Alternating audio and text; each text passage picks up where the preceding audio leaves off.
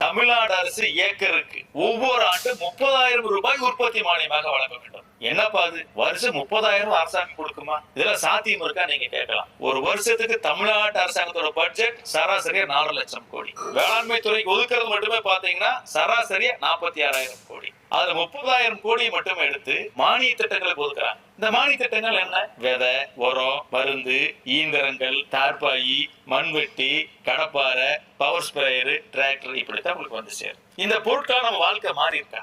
பாத்தீங்கன்னா குறைஞ்சபட்சம் 1.5 கோடி ஏக்கர் விவசாய நிலம் இருக்கு. ஒரு வருஷத்துக்கு பாத்தீங்கன்னா 2 பங்கு நிலம் சராசரி 1 கோடி ஏக்கர் சாகுபடி பரப்பாய்ப்பு. அப்ப 30,000 கோடி ஒதுக்குறத இந்த 1 கோடி ஏக்கர் குறிச்சு பாத்தீங்கன்னா ஒரு ஏக்கருக்கு 30,000 மதிப்புள்ள மானிய பொருளோ திட்டங்களோ உங்களை வந்து சேர்ந்திருக்கணும். வந்து சேர்ந்திருக்கா? எந்த விவசாயிகளும் வரலைங்கிற தமிழ்நாட்டுக்கு பக்கத்துல தெலுங்கானா மாநிலம், அங்க வேளாண்மை துறை ஒதுக்குறது 22,000 கோடி.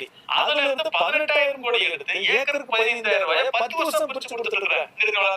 எங்களுக்கு நிறுவனங்களுக்கு புரோக்கர் வேலை கிடையாது, மானியம் சொல்லி நாங்க ஊழல் பண்ண மாட்டோம், உங்களுக்கான ஒதுக்குற காசு வைங்க நாங்க போடுறோம், உங்களுக்கு தேவையானதை தரமானதை நீங்களே காசு கொடுத்துருவாங்க சொல்லு. அப்ப தமிழ்நாட்டுல 30,000 கோடி மானிய பொருளுக்கு மட்டும் ஒதுக்குறோம். அதை பிரிச்சு ஏக்கருக்கு 30,000 நமக்கு போடும் போது நமக்கு தேவையான உரத்தை, மருந்தை, விதையை, இயந்திர உபகரணங்களை எல்லாம் நாம காசு கொடுத்து வாங்கிக்கிறோம், தரமாக இருக்கு. இன்னைக்கு வேளாண்மை துறை என்ன பண்றாங்கன்னா 100 ரூபாய் மதிப்புல கூட 400 ரூபாய் கொடுத்து வாங்குறாங்க. 400 ரூபாய் கொடுத்து வாங்கிட்டு அது 50% மானியம் தள்ளுபடி சொல்லி 200 ரூபாய்க்கு நமக்கு விற்கிறேன். அதே 100 ரூபாய்க்கு நான் போய் அந்த பொருளை அந்த கடையில் வாங்கினோம்னா 100 ரூபாய்க்கான தரம் இருக்குது, கேரண்டி இருக்குது, வாரண்டி இருக்குது, கேள்வி கேட்கலாம்.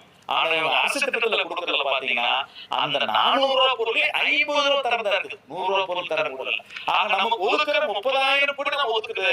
அப்ப நம்ம வாழ்க்கை நல்லா இருக்கணும் அப்படின்னு சொல்லி பார்த்தா பொருள் பர்ச்சேஸ் பண்றது 7,000 கோடி 8,000 கோடி தான். அது ஊழல் பொருள், அது விவசாயிக்கு வந்து சேர்றது இல்ல. ஆக இந்த மானகெட்ட மானியங்கள் வேண்டாம், ஊழல் பொருட்கள் வேண்டாம், உற்பத்தி மானியமாக எங்களுக்கு வங்கி கிடைக்கல, ஆண்டுதோறும் ஏக்கருக்கு 30,000 கொடுங்க கோரிக்கை வைக்கிறோம். உழவர் உறவுகள் அனைவரும் குடும்பத்தோடு பச்சை துண்டு அணிந்து அரசியல் ஜாதி மதம் கட்சிகளை கடந்து விவசாயிகளாக உழவர் போராளிகளாக அனைவரும் ஒன்று திரண்டு வர வேண்டுமாய் அன்போடு அழைக்கிறோம்.